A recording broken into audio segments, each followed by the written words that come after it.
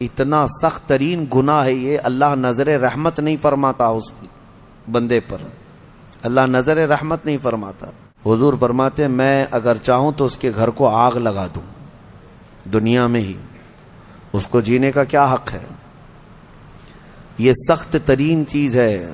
ہمارے بچے، ہمارے نوجوان، ان کو ایسا لگا اس نے اپنی پچھلی کی ہوئی ساری نیکیاں ضائع کر دیا، اس کی نیکیاں ختم کر دی گئیں، اس کے رزق سے برکت اٹھا لی جاتی۔ توجہ نوجوانوں، ماں باپ میں سے کوئی ایک بوڑھا ہو جائے یا دونوں بوڑھے ہو جائیں، اللہ فرماتا ہے اب ان کو اف تک نہ کہنا، فلا تقل لہما اف، اف تک نہ کہنا، ولا تنہرہما، اور نہ ہی ان کو جھڑک کر بات کرو، وقل لہما قولا کریما، جب ان سے بات کرو تو نرم انداز میں بات کرو۔ جس نے اپنی ماں سے یا اپنے باپ سے سخت لہجے میں بات کیا، اس نے اپنی پچھلی کی ہوئی ساری نیکیاں ضائع کر دیا، اس کی نیکیاں ختم کر دی گئیں، اس کے رزق سے برکت اٹھا لی جاتی ہے جو اپنے والدین سے سخت لہجے میں بات کرتا ہے۔ نافرمان جس نے اپنے والدین کا دل دکھایا، حدیث پاک میں میرے آقا صلی اللہ علیہ وسلم فرماتے ہیں، حضور فرماتے ہیں میں اگر چاہوں تو اس کے گھر کو آگ لگا دوں دنیا میں ہی، اس کو جینے کا کیا حق ہے؟ یہ سخت ترین چیز ہے۔ ہمارے بچے، ہمارے نوجوان، ان کو ایسا لگتا ہے ماں باپ بالکل عام سے لوگ ہیں، جیسے چاہیں ویسے بات کریں، انہوں نے تمہیں لاڑ و پیار سے پالا ہے تو اس کا مطلب یہ نہیں ہے کہ تم ان کے اوپر حاکم بنو۔ اور آج کے بچے جو کر رہے ہیں اپنے ماں باپ کے ساتھ، اس سے وہ حدیث پاک ثابت آ جاتی ہے۔ میرے آقا نے فرمایا سچ، قیامت کی نشانیوں میں سے ایک نشانی ہے ان تلد الامۃ ربتہا، عورت جو ہے اپنا سردار جنے گی، یعنی عورت سے جو بیٹا پیدا ہوگا وہ سردار بنے گا، یعنی خود ماں کے اوپر ہی حکومت کر رہا ہے۔ باندی اپنا سردار جنے گی، مطلب یہ ہے ماں باندی بن کر کے رہے گی، کنیز بن کر کے رہے گی، اور بیٹا حاکم بن کر رہے گا۔ یہ اکثر گھروں کا رواج ہے۔ ماں تو کام کی مشین ہے، ماں تو باندی ہے، گھر کی کنیز ہے، وہ تمہیں جو چاہیے وہ سب اس ماں سے ہی کرواؤ۔ ماں تمہارے کپڑے بھی دھوئے، ماں تمہارا کچرا بھی صاف کرے، ماں تمہارے برتن بھی دھوئے، تم جہاں بیٹھے ہو وہاں تمہارے لیے کھانا بھی لا کر پروسے، کنیز ہی تو ہے تمہاری، تم نے اس کو باندی بنا رکھا ہے، پلس اس کے اوپر حکم الگ جماتے ہو۔ اتنا سخت ترین گناہ ہے یہ، اللہ نظر رحمت نہیں فرماتا اس بندے پر، اللہ نظر رحمت نہیں فرماتا۔ نبی پاک صلی اللہ تعالی علیہ وسلم کے فرامین اگر دیکھیں، ان لوگوں کی فضیلت آئی ہے قرآن میں بھی اور حدیث میں بھی۔ آپ کو میں بتاؤں، سیدنا موسیٰ علیہ الصلوۃ والتسلیم نے ایک بار اللہ کریم کی بارگاہ میں یوں عرض کی کہ مولا میرا جنت میں رفیق کون ہے؟ دنیا میں بہت سارے قریبی ہیں، جنت میں میرا رفیق، میرے ساتھ رہنے والا کون ہے؟ اللہ تبارک و تعالیٰ نے فرمایا کہ فلاں ایک گوشت کا کاروباری ایک قصاب ہے، اس کا نام بتایا کہ یہ آپ کا جنت میں رفیق ہوگا۔ سیدنا موسیٰ علیہ السلام ڈھونڈتے ہوئے اس کو گئے کہ یہ قصاب کہاں رہتا ہے، جا کر دیکھا تو وہ دن بھر گوشت بیچ رہا تھا، اس کے ساتھ رہے کہ اس کی ایسی کون سی نیکی ہے اللہ کے اس کو نبی کے ساتھ رکھا ہے جنت میں۔ شام ہوئی تو موسیٰ علیہ السلام نے اس سے کہا کہ میں تیرے ساتھ چلوں گھر، اس نے کہا بہت اچھی بات ہے، آپ چلیے میرے ساتھ، میرے گھر مہمان ہو۔ گھر لے کر آیا، اس کے چھوٹے بچے بھی تھے۔ موسیٰ علیہ الصلوۃ والتسلیم گھر گئے تو دیکھا اس نے جلدی سے اپنے گھر میں جا کر کچھ چیز روٹی یا دودھ لیا، اور اللہ کے نبی کو بھی بٹھایا ہے اور اپنے بچوں کو بھی بٹھایا ہے، اور اس کی ماں بستر پر تھی، اسے جا کر دودھ میں روٹی چور کر نرم کر کر کے کھلا رہا ہے، اور اس کی ماں بستر پر سے ہاتھ اٹھاتی اور کہتی ہے مولا میرے بیٹے کو تو جنت میں موسیٰ کا ہم نشین بنا دے۔ یہ اللہ تبارک و تعالیٰ نے اس ماں کی دعا سے اس بندے کو، ماں کے خدمتگار کو جنت میں موسیٰ علیہ السلام کا رفیق بنایا۔ میرے عزیزو، ماں باپ کو اپنے کنیز یا اپنے غلام نہ سمجھنا، یہ باندی یا تمہارے غلام نہیں ہیں۔ اور رب تبارک و تعالیٰ نے ان آیتوں میں فرمایا وَاخْفِضْ لَهُمَا جَنَاحَ الذُّلِّ مِنَ الرَّحْمَةِ وَقُلْ رَبِّ ارْحَمْهُمَا كَمَا رَبَّيَانِي صَغِيرًا۔ ان کے سامنے جب جاؤ تو اپنے بازوؤں کو نرمی سے بچھا دو۔ بازوؤں کو بچھا دینا مطلب کیا ہے؟ ان کے سامنے عاجزی کرو۔ تمہارے باپ بوڑھے ہو جائیں، تمہاری ماں بوڑھی ہو جائے، ان کو یہ احساس بھی نہ ہونے دو کہ وہ ایک چیز کو بار بار بول رہے ہیں۔ یہ آداب میں لکھا بھی ہے مفسرین نے کہ بڑھاپے میں اگر وہ تم سے دوسری بار سوال کریں ایک ہی چیز کو تو یوں نہ کہنا کہ ابا ابھی تو پوچھے تھے پھر پوچھ رہے ہو آپ، بلکہ ہر بار نئے انداز میں ان کو جواب دو تاکہ اسے احساس بھی نہ ہو کہ وہ بھول رہا ہے۔ یہ حقیقت میں فرمانبرداری ہے بچوں کی، ورنہ دنیا پرست آج ایسے ہو گئے ہیں کہ نعوذ باللہ من ذالک، ماں باپ کو وہ دیکھنا بھی پسند نہیں کرتے، بات کرنا بھی پسند نہیں کرتے۔ کتنے بوڑھے ایسے ہیں، کتنے بوڑھے ایسے ہیں۔ پھر بھی غنیمت ہے ہمارے ملک میں، یورپین کنٹریز، امریکہ میں ایسے حالات ہیں کہ بوڑھے اپنے گھروں میں رہتے رہتے مر جاتے ہیں۔ ہاسپٹل کو پڑوسی لوگ اطلاع کرتے ہیں کہ اس گھر میں جو بوڑھا تھا انتقال کر گیا، آ جاؤ اس باڈی لے جاؤ۔ بیٹے نہیں ہوتے ساتھ میں، کوئی نہیں ہوتا۔ اور آپ پوچھ لینا، مجھے وہاں کے رہنے والوں نے بتایا ہے کہ ایک بوڑھا یا ایک بوڑھی عورت کو کبھی کوئی پوتا ملنے آئے تو اس دن اس کی عید کا دن ہوتا ہے۔ وہاں پر بہت اس کو اہمیت دی جاتی ہے کہ کسی کا پوتا یا کسی کا نواسا ناتی ملنے کے لیے آ گیا بوڑھے کو، تو کہا گیا کہ اس کا گھر جو ہے عید کی طرح ہو جاتا ہے، اتنی خوشیاں ہوتی ہیں۔ اس طرح سے اولاد کو دور کرنے کا نظام بنا کر وہ دنیا میں امن کی بھی بات کرتے ہیں۔ بہرحال یہ قیامت کی نشانیاں ہیں۔ حضور پاک صلی اللہ تعالی علیہ وسلم نے اس شخص کے لیے ہلاکت کی دعا کی ہے، ممبر پر کھڑے ہو کر کے میرے آقا نے ہلاکت کی دعا کی ہے، مولا وہ شخص ہلاک ہو، برباد ہو جائے۔ حضرت جبرائیل امین نے دعا کی اور حضور نے آمین کہا، وہ شخص ہلاک و برباد ہو جائے جو اپنے ماں باپ کو پایا لیکن ان کی خدمت نہیں کر سکا، ان کی خدمت نہیں کر سکا اور ان کو راضی کر کے جنت نہیں حاصل کر سکا، ایسا شخص ہلاک و برباد ہو جائے۔ حضور نے آمین کہا۔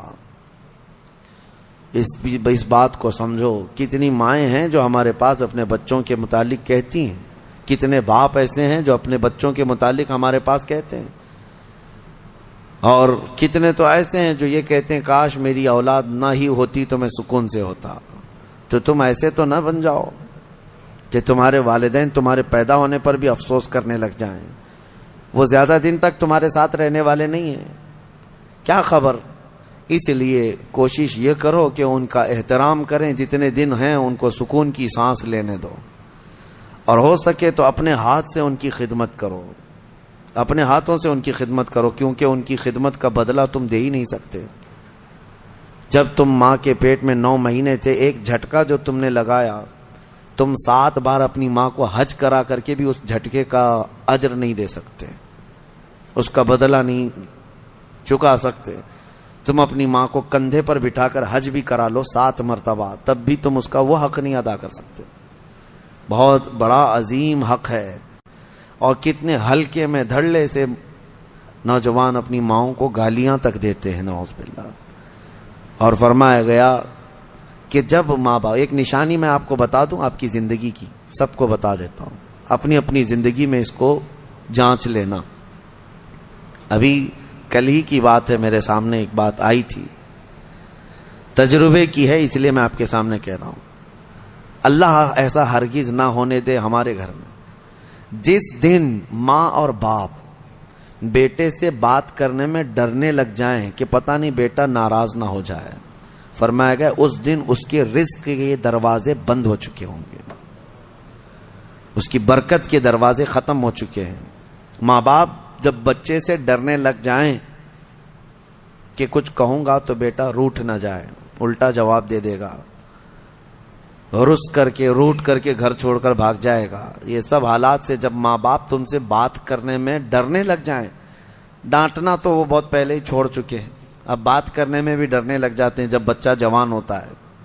اصل خدمت اور اصل فرمان برداری یہی ہے کہ تم جوان اور طاقتور ہو اور وہ بوڑھے ہو چکے ہیں، اور جب ماں باپ جوان رہتے ہیں اور بچہ چھوٹا ہوتا ہے سب ادب کرتے ہیں، کیونکہ اس وقت ماں باپ طاقتور ہیں، کما بھی رہے ہیں، اور بچے کے اندر طاقت نہیں، وہ عزت ہی کرتا ہے، احترام کرتا ہے۔ اصل عزت اور احترام اس وقت ہے جب تم کما رہے ہو، طاقتور ہو گئے ہو اور ماں باپ بوڑھے ہو چکے ہیں۔ اب دیکھا جائے گا تمہارا امتحان کہ تم اپنے ماں باپ کے ساتھ اب کس طرح سلوک کرتے ہو۔ اللہ کریم ہم سب کو والدین کی فرما برداری عطا فرمائے، اور جن کے والدین موجود ہیں وہ خدمت کر کے وہ جنت حاصل کریں۔ قرآن پاک کی ایک آیت اللہ تعالیٰ نے یہ بھی فرمایا، وَلَا تَمْشِ فِي الْأَرْضِ مَرْحًا، زمین میں اکڑ کر مت چلو، إِنَّكَ لَن تَخْرِقَ الْأَرْضَ وَلَن تَبْلُغَ الْجِبَالَ طُولًا، تمہارے اکڑ کر کے چلنے سے نہ زمین پھٹے گی نہ تم یعنی پہاڑوں کے برابر بلند ہو سکو گے۔ تم ذرا دیکھو تمہاری حیثیت کتنی ہے۔ جو لوگ اکڑ کر کے گردن اونچی کر کے چلتے ہیں ان کے لیے کہا گیا ہے کہ غرور اور گھمنڈ آدمی کو ڈبو دیتا ہے، اور یہی غرور دنیا کا سب سے پہلا گناہ ہے جو شیطان کے اندر آیا۔ اس نے آدم علیہ السلام کو سجدہ جو نہ کیا وہ اکڑ ہی تو تھی، میں کیوں جھکوں اس کے سامنے، اور یہ اکڑ اللہ کو بالکل پسند نہیں۔ حدیث پاک میں ہے قیامت کے دن جو غرور اور تکبر کرتے تھے ان کو چونٹیوں کی طرح بنایا جائے گا، اور پورے اہل محشر سے کہا جائے گا ان کو اپنے پیروں سے روندو۔ غرور اور تکبر نہ آنے کے لیے جو علاج ہے اس میں کوشش یہ کرو کہ سلام میں تم پہل کرو۔ مسلمان کو دیکھو تو پہلے سلام کرو۔ عاجزی آنے کا ایک راستہ ہے، غرور اور تکبر کو ختم کرنے کا ایک ذریعہ ہے۔ میرے آقا صلی اللہ علیہ وسلم نے فرمایا سلام کرو ہر ایک کو۔ اور دوسری بات یہ ہے کہ نبی پاک صلی اللہ تعالی علیہ وسلم نے یہ فرمایا کہ جو شخص یہ خواہش کرتا ہے کہ لوگ اس کے لیے کھڑے رہیں، جو خواہش کرتا ہے تو اس کے اندر یہ تکبر ہے۔ جو شخص یہ خواہش کرتا ہے کہ لوگ اس کے عزت کے لیے کھڑے رہیں وہ اس کے اندر غرور ہے، تکبر ہے۔ ہاں بغیر اس کی خواہش کے کوئی تعظیم کرتا ہے تو یہ اس پر قصور نہیں ہے۔ علماء کرام کا، اساتذہ کا، مشائخ کا ہم ادب کرتے ہیں، کھڑے ہوتے ہیں، لیکن ان کے حکم سے نہیں ہے، یہ ہم اپنی عاجزی کے ساتھ کھڑے ہوتے ہیں۔ یہ ادب ہر ایک کے دل میں ہے۔ ماں باپ آئے ہیں تو ہم کھڑے ہو جاتے ہیں۔ ماں باپ کے لیے کھڑا ہونا، مشائخ کے لیے کھڑا ہونا یہ ایک مستحسن کام ہے، لیکن ہر آدمی اگر کوئی یہ سوچے کہ سارے دنیا میرے لیے کھڑی ہوتی رہے تو اس کے اندر یہ تکبر ہے، اس کے اندر غرور ہے، یہ گھمنڈ ہے۔ اللہ تعالیٰ ایسی چیزوں سے محفوظ فرمائے۔ میں سورہ کہف کو عرض کرتا ہوں کیونکہ بہت فضیلت والی سورہ آج ہم نے تلاوت کی ہے، بالکل بیچوں بیچ میں یہ سورہ آئی ہے قرآن پاک کے، سورۃ الکہف۔ اس کی فضیلت یہ ہے کہ نبی پاک صلی اللہ علیہ وسلم نے فرمایا جو اس کو شب جمعہ پڑھے گا، یعنی جمعہ کے دن یا مغرب سے لے کر کے جمعرات کا دن جب ختم ہو جاتا ہے، مغرب سے ہی جمعہ کا دن شروع ہوتا ہے، دوسری مغرب آنے تک جو سورہ کہف کی تلاوت کرے گا اس کے جہاں تلاوت کر رہا ہے وہاں سے لے کر خانہ کعبہ تک اللہ ایک نور پیدا فرمائے گا۔ اور بھی بہت ساری فضیلتیں کنز العمال میں آئی ہیں، فرمایا کہ جو سورہ کہف پڑھے گا اللہ اسے 3 دن تک ہر طرح کے گناہوں سے بچا لے گا، اور پھر کنٹینیو کرتا رہے۔ اور میرے آقا صلی اللہ علیہ وسلم کی ایک حدیث یہ بھی ہے کہ جو سورہ کہف کی شروع کی 10 آیتیں ہیں، ایک پیج میں پوری 10 آیتیں ہیں، جو یاد کر لے گا، دنیا کا سب سے بڑا فتنہ دجال جب آئے گا اللہ اس کو اس فتنے سے محفوظ فرمائے گا، وہ دجال کے فتنے سے محفوظ رہے گا، ورنہ دجال کا فتنہ بہت سخت ترین ہوگا۔ یہاں باباؤں کے فتنے سے لوگ نہیں بچ رہے ہیں، کوئی چمتکاری بابا آ جائے تو سب اس کے سامنے بھیڑ لگا دیتے ہیں۔ دجال تو مردے کو زندہ کر کے دکھائے گا، بارش بھی برسا کے دکھائے گا۔ ہاں دجال خالی چٹی نکال کے نہیں دکھائے گا، ہاں وہ گھاس بھی اگا کر دکھائے گا، سبزے بھی نکالے گا، بہت ساری چیزیں ایسے عجوبے کر کے دکھائے گا، لیکن بہت لوگ اس کے پیچھے اندھادھند بھاگنے لگ جائیں گے کہ ہمارا خدا اتر پڑا، خدا اتر پڑا۔ صرف ایمان والے جن کو اللہ بچانا چاہے وہ اس کے فتنے سے محفوظ رہیں گے۔ ایک تو بچ جانا الگ ہے، لیکن جو اس پر ایمان نہیں لاتا ان کو وہ سزا بھی دیتا ہے۔ دجال جو ہے دونوں ٹانگیں پکڑ کر چیر دے گا، کچھ لوگوں کو کھولتے ہوئے تیل میں بھی ڈال دے گا، اس کا رعب و دبدبہ ہوگا، اس کا غلبہ ہوگا۔ اس کے لیے مومنین کو وہ اذیتیں بھی دے گا، تکلیفیں بھی دے گا، لیکن جو جمع رہا اس کے لیے بہت بڑی جنت ہے، بہت بڑی جنت کا اللہ نے وعدہ فرمایا۔ لہذا اس فتنے سے حفاظت کے لیے حدیث میں ملتا ہے کہ جو سورہ کہف کی 10 آیتیں روزانہ رات کو پڑھ لیا کرے، اللہ تعالیٰ اس کو دجال کے فتنے سے محفوظ فرماتا ہے۔ اللہ کریم ہم سب کو دجال کے آنے تک دنیا میں نہ رکھے۔ اگر فتنہ اللہ تبارک و تعالیٰ کوئی آزمائش کا ارادہ فرمائے تو ہمیں بغیر آزمائے، بغیر فتنے میں مبتلا کیے دنیا سے اٹھا لے، ہمیں صحیح و سلامت اللہ موت عطا فرمائے۔ اس پورے پارے میں 3 سوالات کرنے کے لیے یہودی آئے تھے حضور صلی اللہ علیہ وسلم کے پاس۔ اب ایک بات میں بتاتا ہوں، یہ سورہ جو اتری ہے نا پوری، یہودی جو ہے ٹیسٹ لینے کے لیے آئے تھے کہ اللہ کے آخری نبی ہیں تو ہم کچھ ایسے سوالات کریں گے جن کے جواب عربوں کو تو نہیں معلوم تھے، عربوں کو نہیں معلوم، وہ صرف اہل کتاب جانتے تھے۔ وہ 3 سوالات کیا لے کر کے آئے تھے حضور صلی اللہ علیہ وسلم سے؟ انہوں نے کہا روح کس کو کہتے ہیں؟ روح جہاں معلوم ہے سب کے پاس ابھی، روح کس کو کہتے ہیں؟ دوسرا ان کا یہودیوں کا سوال تھا اصحاب کہف کون تھے اور کتنے تھے؟ یہ غار والے لوگ کون تھے اور کتنے تھے؟ یہ سوال انہوں نے لا کر کے پیش کیا۔ تیسرا سوال تھا ذوالقرنین کون ہے؟ حضور پاک صلی اللہ علیہ وسلم نے فرمایا جاؤ میں کل اس کا جواب دوں گا۔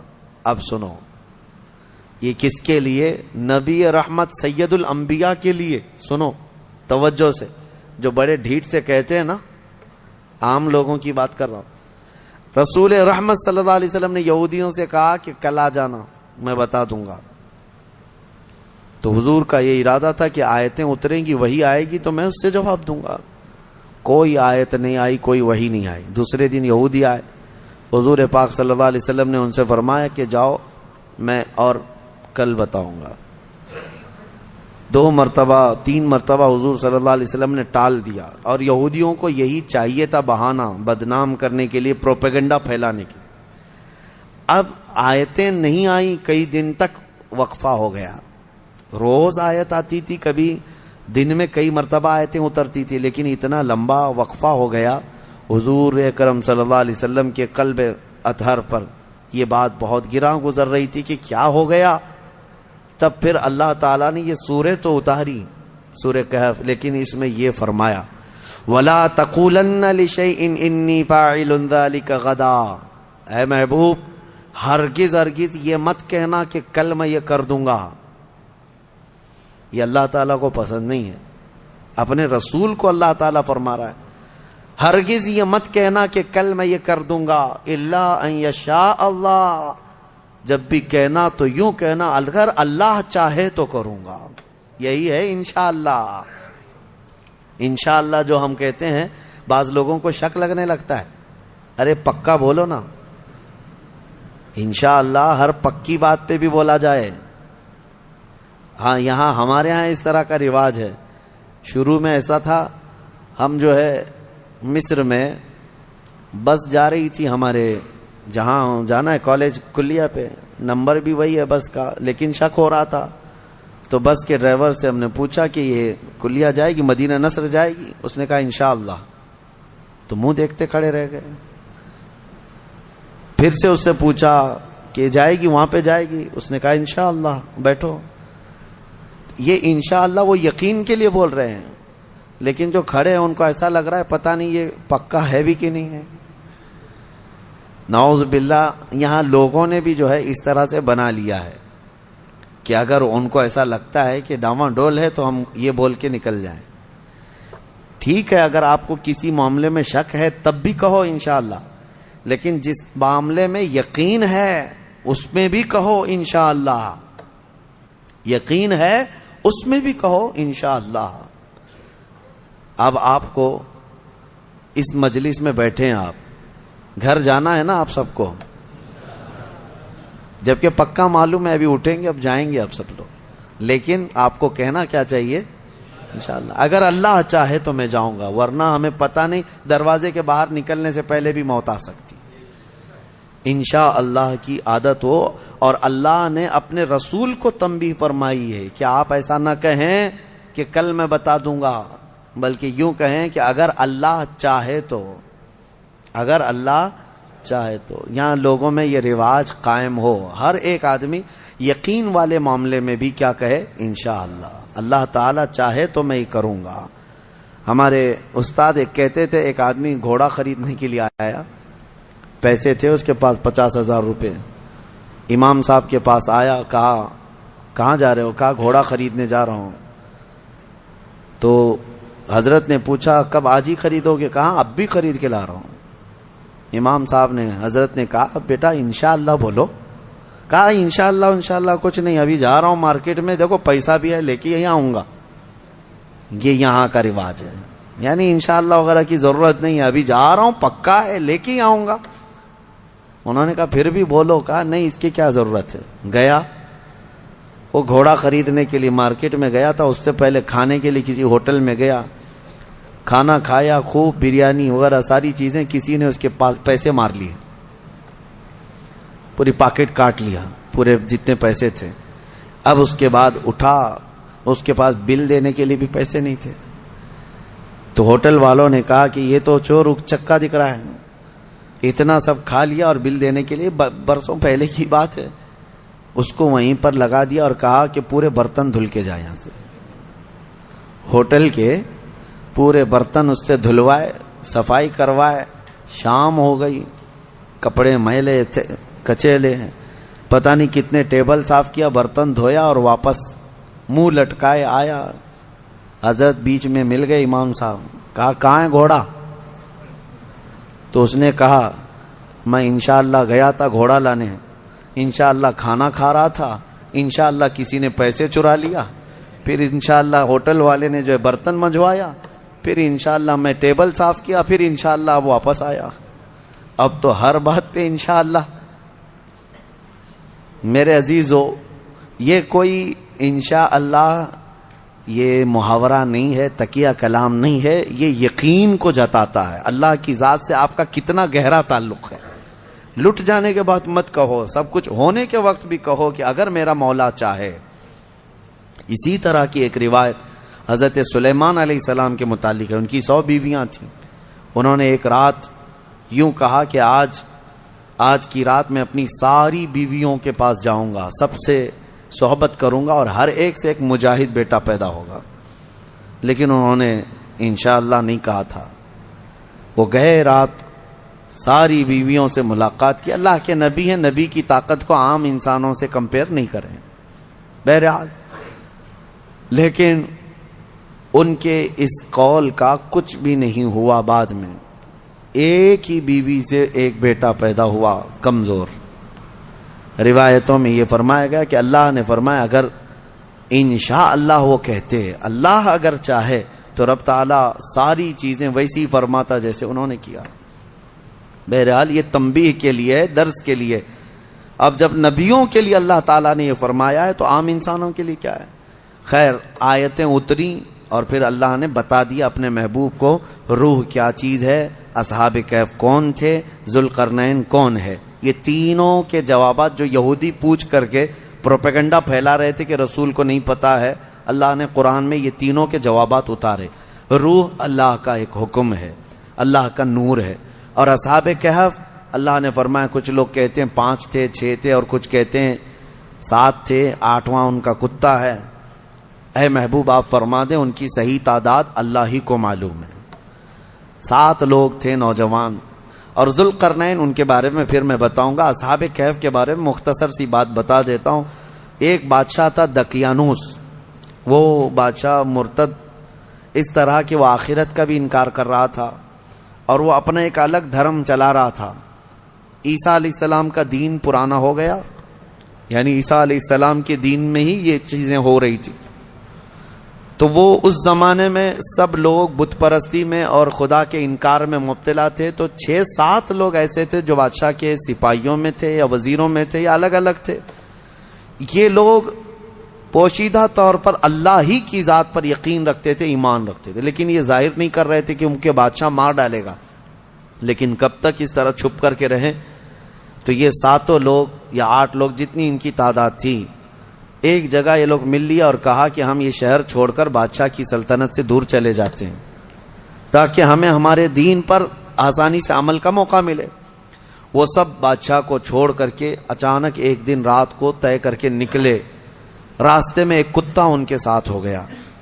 انہوں نے کتے کو کہا کہ یہ کتا کہیں بھوکے گا تو ہم کو پکڑوا دے گا, اس کو چھوڑ دو. تو کتے نے فصیح زبان میں کہنا شروع کیا کہ میں بھونک کر پکڑوانے کے لیے نہیں بلکہ میں تمہاری حفاظت کے لیے ساتھ چل رہا ہوں. اللہ نے اسے زبان دی. یہ واقعہ موجود ہے.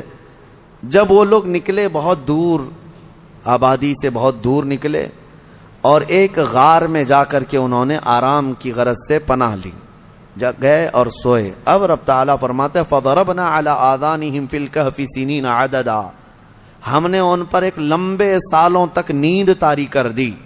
وہ سوئے تو سوتے رہ گئے.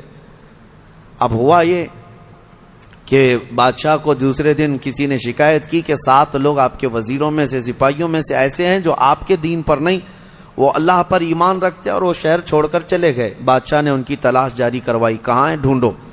جب تلاش جاری ہوئی تو ایک چرواہے نے بتایا کہ ایک جگہ سے میں ان کو گزرتے ہوئے دیکھا, اس غار میں گئے. بادشاہ اپنے سپاہیوں کو حکم دیا کہ جاؤ اس غار میں دیکھو. دیکھا تو کچھ لوگ سوئے ہوئے تھے. بادشاہ نے کہا ان کی سزا یہ ہے کہ ان کے غار کے منہ پر دیوار بنا دو, ان کی قبر یہی ہو جائے, یہ باہر یہاں سے نہ نکل سکے. اس غار کے منہ کو دیوار چڑھا کر بند کر دیا گیا.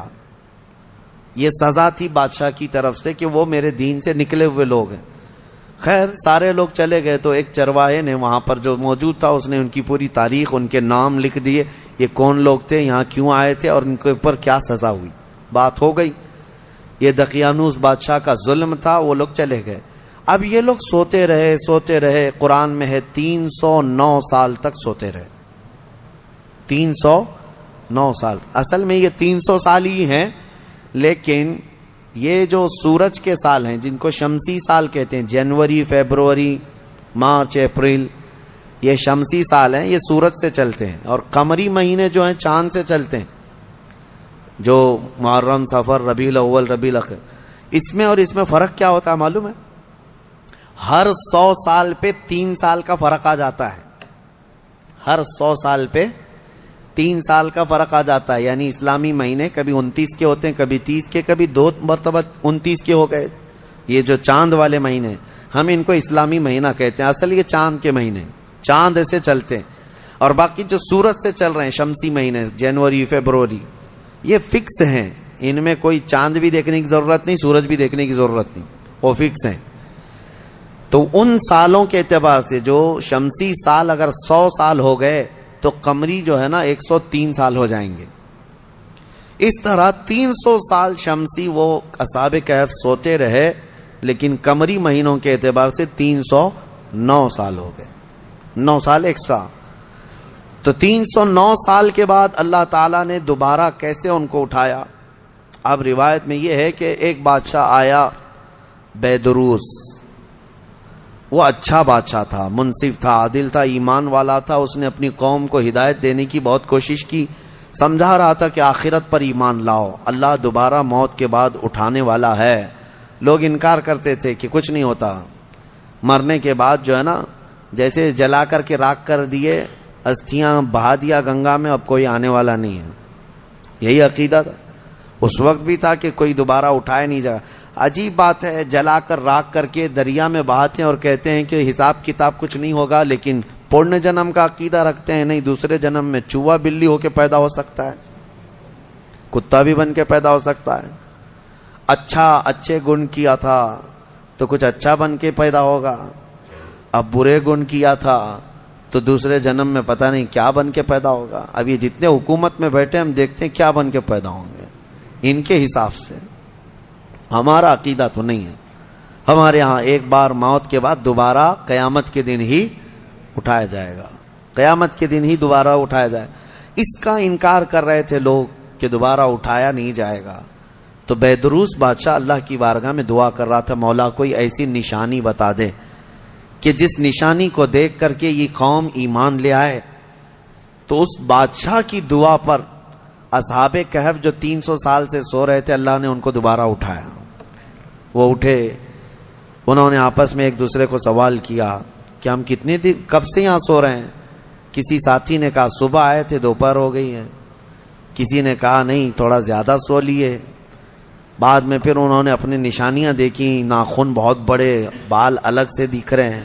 انہوں نے کہا کچھ تو معاملہ ہے, اللہ بہتر جانتا ہے ہم کتنے دن یہاں ٹھہرے رہے. ایمان والے تھے. ان ساتھیوں نے ایک اپنے ساتھی کو پیسے دے کر کے بازار بھیجا کہ بھوک بہت لگی ہے, کھانا لے آؤ. دیکھیں اللہ دوبارہ زندہ کر رہا ہے تو کھانے کی بھوک بھی ہے. انہیں بھیجا اور اس کو یہ کہہ کر کے بھیجا کہ خبردار کوئی بھی تمہارے اوپر نظر نہ ڈالے بادشاہ کی پولیس, کہ اگر وہ بادشاہ کو پتا چل گیا تو ہم سب کو گرفتار کر لے گا. وہ 300 سال پہلے کی بات بول رہے ہیں. اس اپنے ساتھی کو بھیجا اور وہ چھپتے چھپتے شہر میں آیا اور کھانا لیا. کھانا لے کر کے اس نے پیسے دیا تو دکان والے نے دیکھا پیسے یہ کون سے, 300 سال پہلے کے پیسے. ظاہر سی بات ہے حکومتیں بدلتی ہیں, سکے بدل جاتے ہیں. اس کی تو سب سے بہترین مثال ہمارے زمانے میں دیکھ لیا. آپ لوگوں کو تو یہ سب سمجھانے کی ضرورت نہیں, پرانی 500 کی نوٹ کہاں ہیں, 1000 کی نوٹ کہاں ہیں. حکومتیں جب چاہیں ڈی مونیٹائزیشن کرتی رہتی ہیں. بہرحال تو وہ سکے جو ہے دیکھ کر کے دکان والے نے پوچھا اچھا وہ چاندی اور سونے کے ہوا کرتے تھے. پوچھا کہ یہ تمہارے ہاتھ کہاں سے آئے. کہا یہ میرے اپنے پیسے ہیں. دکان والا امانت دار تھا, اس نے دکان میں کھڑا کیا اور جا کے پولیس کو خبر کر دیا. پولیس کو خبر کر دیا اور کہا کہ میرے پاس ایک ایسا آدمی آیا ہے, لگتا ہے اس کے ہاتھ میں کوئی پرانا خزانہ ہاتھ میں آیا ہے, لہذا اسی لیے میں آ کر کے تم کو خبر دے رہا ہوں. اس زمانے کا کوئی بہترین ٹپر ہوگا وہ. جا کر کے پولیس کو پہلے سے ٹپ دے دیا. ہیں بہت سارے لوگ. اور مجھے تو افسوس اس بات کا ہوتا ہے کہ ہم پر یہ بلیم بھی کرتے ہیں کچھ بڑے لوگ کہ آپ کے محلے ٹپروں سے بھرے ہوئے ہیں. یعنی پولیس کو کہ مخبر جاسوس مسلمان محلوں میں بہت بھرے ہوئے ہیں. یہ سب دوسرے لوگ ہم سے کہتے بھی ہیں. خاص کئی لوگ اسی کام میں صبح و شام کر رہے ہیں. اب تو لوگوں کو شرم بھی نہیں آتی, فخر سے کالر چوڑا کر کے بولتے ہیں ہاں ٹپ دیتے ہیں, جاسوسی کرتے ہیں. کس کی؟ مسلمانوں کی. اللہ انہیں ہدایت عطا فرمائے. تو وہ بیچارہ دکان والا پولیس کو جو جا کر کے خبر کر دیا, پولیس پوری آ گئی بادشاہ کی, لیکن کون سے؟ اب کے بادشاہ کی, بیدروس کی. یہ اصحاب کہف میں سے جو لے کے کھانا لینے آئے تھے ان کو پکڑ لیا. کہا کہ تمہارے پاس یہ پیسے کہاں سے آئے؟ کہا یہ میرے اپنے پیسے ہیں, میرے اور بھی ساتھی وہاں انتظار کر رہے ہیں. بادشاہ کے سامنے لے کر کے حاضری پیشی کر دی پولیس نے. بادشاہ نے پوچھا یہ کیا ہے, کہاں سے آئے ہو؟ انہوں نے اپنا واقعہ بتایا. اس کرسی پر آپ تو نہیں, کوئی اور تھا. یہاں ہم جب گئے تھے کوئی اور تھا, اب آپ آئے ہمیں معلوم نہیں ہے. ہم یہاں سے اپنا ایمان بچا کر گئے تھے, ہم سوئے غار میں اور بھوک لگی تو کھانے کے لیے آئے. بیدروس کو معلوم تھا کہ ایک دقیانوس بادشاہ کے ظلم سے کچھ لوگ شہر چھوڑ کر گئے تھے اور ان کے غار پر دیوار بنا کر ان کی قبر بنا دی گئی تھی. جیسے ہی بیدروس کو یہ پتا چلا کہ ان میں سے کوئی آیا ہے, کرسی چھوڑ کر اٹھا اور کہا لے چلو مجھے تمہارے ساتھیوں کے پاس. بادشاہ اپنی فوج کے ساتھ نکل پڑا اس غار کے پاس جہاں یہ لوگ سوئے تھے. اب غار میں موجود دوسرے ساتھیوں نے دیکھا تو کہنے پکڑا گیا ہمارا ساتھی, دیکھو پوری پولیس کے ساتھ آ رہا ہے. لیکن جب بادشاہ آیا دیکھا ان اصحاب کہف کو, دیوار پر ان کی پوری تاریخ بھی موجود ہے اور یہ زندہ سلامت بیٹھے ہوئے ہیں. سارے بادشاہ کے ساتھ پوری قوم جتنی تھی سب کے سب اللہ کی بارگاہ میں سجدے میں گر گئے کہ ہم ایمان لاتے ہیں مولا تو قادر مطلق ہے. 300 سال کی نیند کے بعد کسی بھی انسان کو جب اٹھا سکتا ہے تو مرے ہوئے راکھ میں گئے ہوئے انسان کو بھی اٹھانے پر اللہ تو قدرت رکھتا ہے. بے شک مولا میرا قادر ہے. اور اسی لیے رب تعالیٰ نے قرآن میں فرمایا منہا خلقناکم وفیہا نعیدکم ومنہا نخرجکم تارۃ اخری. پتہ ہے یہ ہم دعا کہاں پڑھتے ہیں؟ ولیمے میں، کھانا کھانے کے وقت، قبرستان میں مٹی دینے کے وقت. ہاں کیوں پڑھتے ہیں؟ اس کا مطلب یہ ہے اللہ فرماتا ہے ہم نے اسی سے تمہیں پیدا کیا، مٹی سے، اسی سے ہم نے تمہیں پیدا کیا اور اسی میں ہم تم کو لے جائیں گے اور اسی سے ہم تم کو دوبارہ اٹھائیں گے. مٹی دینے کے وقت ہر ایک کو یہ احساس ہونا چاہیے میں اسی سے پیدا ہوا ہوں، اسی میں جاؤں گا اور اسی سے پھر اٹھایا جاؤں گا. تو سارے سجدہ ریز ہوئے، ایمان لائے، اور پھر اصحاب کہف واپس اپنے غار میں گئے، پھر سو گئے، اور پھر ان کو لمبی نیند آئی، اور ایسی نیند آئی کہ آج تک سو رہے ہیں. حدیث پاک میں وہ ابھی بھی سو رہے ہیں. قیامت کے قریب اللہ ان پر صرف موت طاری کرے گا، ورنہ ابھی تک وہ سو رہے ہیں. اور ہر عاشورہ محرم کی 10ویں تاریخ کو وہ کروٹ بھی بدلتے ہیں. اصحاب کہف آج بھی سو رہے ہیں اپنے غار میں. اور قرآن میں اللہ نے فرمایا ان کے غار کو اللہ نے ایسا رکھا ہے کہ سورج بھی ان کے غار کے اوپر سے نہیں جاتا، سورج کی تیز روشنیاں ان کے اوپر نہیں آتی. وہ غار اوپر سے چھپا ہوا نہیں ہے، وہ کھلے میدان میں سوئے ہیں. سورج جب ان کے غار کے اوپر سے جاتا ہے تو دائیں ہو جاتا ہے یا بائیں ہو جاتا ہے موسموں کے حساب سے، سیدھے ان کے اوپر سے نہیں جاتا. موسموں کے تھپیڑوں سے اور سختیوں سے بھی اللہ نے ان کو محفوظ رکھا ہے. اور قرآن میں اللہ فرماتا ہے کہ تم اگر دیکھو گے وَتَحْسَبُهُمْ أَيْقَاظًا وَهُمْ رُقُودٌ وَنُقَلِّبُهُمْ ذَاتَ الْيَمِينِ وَذَاتَ الشِّمَالِ وَكَلْبُهُمْ بَاسِطٌ ذِرَاعَيْهِ بِالْوَسِيدِ. دیکھنے والا دیکھے گا تو ایسا لگیں گے کہ وہ زندہ بیٹھے ہوئے ہیں جبکہ وہ سو رہے ہیں. اللہ فرماتا ہے اور وہ کبھی دائیں اور بائیں پلٹتے رہتے ہیں، اور ان کا کتا پالتی مار کر ان کے قدموں میں بیٹھا ہوا ہے. لَوِ اطَّلَعْتَ عَلَيْهِمْ لَوَلَّيْتَ مِنْهُمْ فِرَارًا. اللہ فرما رہا ہے اگر تم دیکھنے کی کوشش کرو گے پیٹ پھیر کر کے بھاگ جاؤ گے. تمہارے اوپر اللہ ایسا رعب ڈالے گا کوئی دیکھ نہیں سکے گا، کوئی دیکھ نہیں. اب جارڈن میں ایک جگہ اصحاب کہف کا غار کہہ کر کے بتایا جاتا ہے اور لوگ اندر گھس کے دیکھ کے بھی آتے ہیں، ویڈیو بھی کر کے آتے ہیں. لیکن قرآن کے اعتبار سے مجھے نہیں لگتا یہ پتہ نہیں جا کر ہڈیوں کے ویڈیو بنا کر کے لاتے ہیں. اور انٹرنیٹ پہ بھی بہت سارے ویڈیو پڑے ہیں اصحاب کہف کا غار، اصحاب کہف کا غار. یہ غار کہاں ہے اور اللہ کیسے محفوظ رکھا ہے آپ وہاں جا نہ سکیں گے. رعب ایسا اللہ تعالیٰ نے اس غار پر رکھا ہے. اب خلاصہ کلام یہ ہے کہ اس میں جو چیزیں عبرت کی ہیں وہ میں کہتا ہوں. وہ کون تھے؟ اللہ کے نبی تھے؟ وہ کون تھے؟ رسول تھے؟ فرشتے تھے؟ نہیں. اللہ فرماتا انہم فتیۃ آمنوا بربہم. بس وہ نوجوان تھے جو اپنے رب پر ایمان لائے تھے. اگر نوجوان مضبوط ایمان لائیں مولا صدیوں تک ان کی حفاظت فرماتا ہے. ان کے ایمان کی برکت دیکھیں. اور اتنا ہی نہیں وہ اچھے لوگ تھے، اچھے لوگ تھے. میاں کتا کیا کر رہا ہے؟ کتا کیوں ابھی تک محفوظ ہے؟ اور بلکہ بعض روایات میں ہے جانوروں کو تو قیامت کے دن ختم کر دیا جائے گا، ان کا معدوم کر دیے جائیں گے. یہ ان کے لیے جنت دوزخ نہیں ہے، لیکن اصحاب کہف کا کتا جنت میں جائے گا. کتا بھی جنت میں جائے گا. اس کی وجہ یہ ہے فرمایا کہ کتا جنت میں جا رہا ہے، وجہ یہ ہے کہ اللہ والوں کے دامن سے لگا ہوا ہے، اللہ والوں کے ساتھ بیٹھا ہوا ہے. تو میں یہ پوچھتا ہوں اللہ والے نیک بندوں کی معیت میں صحبت میں رہ کر کتا جنت میں جا سکتا ہے تو تم امت محمدیہ اگر غوث پاک کی نسبت حاصل کرو، غریب نواز کی نسبت حاصل کرو تو کیا اللہ تعالیٰ ان کے ساتھ تمہیں محشر میں جنت نہیں عطا کرے گا؟ اسی لیے بریلی کے امام نے اپنی نسبت پہ یوں فخر کیا تھا، اے سرکار غوث تجھ سے در سے سگ اور سگ سے ہے مجھ کو نسبت، میری گردن میں بھی ہے دور کا ڈورا تیرا، اس نشانی کے جو سگ ہیں نہیں مارے جاتے. ہاں جن کتوں کے گلے میں پٹا ہوتا ہے ان کو میونسپلٹی والے نہیں اٹھاتے ہیں. کیوں؟ وہ نشانی ہے کہ یہ کسی مالک کا کتا ہے. آوارہ جو ہے اسے انجیکشن مار کے چلے جاتے ہیں. ہاں جو آوارہ کتا بھونکتے رہتے ہیں ان کو انجیکشن مارتے ہیں یا لے جا کر کے کہیں ویرانے میں چھوڑ دیتے ہیں.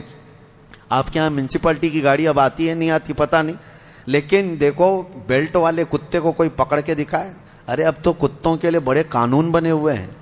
ہمارے ہاں تو چھوڑیں، باہر ملکوں میں تو انسانوں سے زیادہ اہمیت جو ہے نا کتوں کے لیے ہے. ان کے لیے بہت اعلیٰ قسم کے قانون بنے، پارلیمنٹ میں بل پاس ہوئے ہیں کتوں کے لیے، جاپان وغیرہ میں. ہاں کتے کو کچھ نہیں کہہ سکتے آپ. بلکہ ایک آدمی نے کیس کیا کسی کے اوپر کہ اس نے میرے ٹامی کو کتا کہا، اس نے حقارت سے کتا کہا. یہ ڈیفیمیشن کا کیس، مان ہانی. جیسے ابھی پرائم منسٹر کو کسی نے کہا تو وہ اپنے حد کے عزت کا کیس کر لیے، اس طرح کتے والے نے کیس کیا کہ مجھ کو کتا کہا. اس کو کتا نہیں کہنا چاہیے بلکہ پاکیزہ اخلاق والا. ہاں بہت خوبصورت یہ القاب سے کہا جائے، یہ کتوں کے لیے بنے ہوئے ہیں. میں یہ کہہ رہا ہوں میرے عزیزو، بات یہ ہے کہ اگر کتا نسبت حاصل کر لے تو وہ اصحاب کہف کے ساتھ جنت میں جاتا ہے. تو اعلیٰ حضرت فاضل بریلوی نے یہی فرمایا، اس نشانی کے جو سگ ہیں نہیں مارے جاتے، حشر تک میرے گلے میں رہے یا غوث پٹا تیرا، حشر تک میرے گلے میں رہے پٹا تیرا. اللہ تعالیٰ ان اولیاء کی نسبت ہمارے گردنوں میں قائم و دائم رکھے، اور مولا کریم ہمیں سنی صحیح العقیدہ زندگی عطا کرے اور اہل سنت و جماعت پر خاتمہ بالخیر فرمائے. وآخر دعوانا ان الحمد للہ رب العالمین.